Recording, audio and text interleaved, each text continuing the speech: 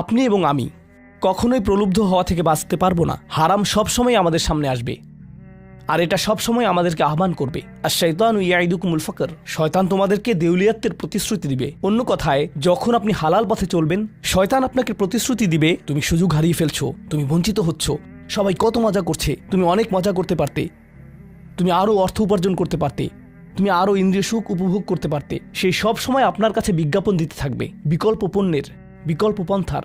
নিজের কামনাকে চরিতার্থ করার কিছু যায় আসে না যে কতটুকু কোরআন মুখস্থ করেছেন, কিছুই যায় আসে না যে কি পরিমাণ তাহাজ্জুদ আপনি পড়েছেন, এগুলো কোনোটাতেই আসে যায় না। শয়তান থামবে না। দিন শেষে আপনি তো একজন মানুষই। দিন শেষে কামনা বাসনাগুলো আপনার মাঝে থাকবে, আর শয়তান থামবে না, সে আপনার পেছনে লেগেই থাকবে। শয়তানের একটা কৌশল আল্লাহ বর্ণনা করেছেন।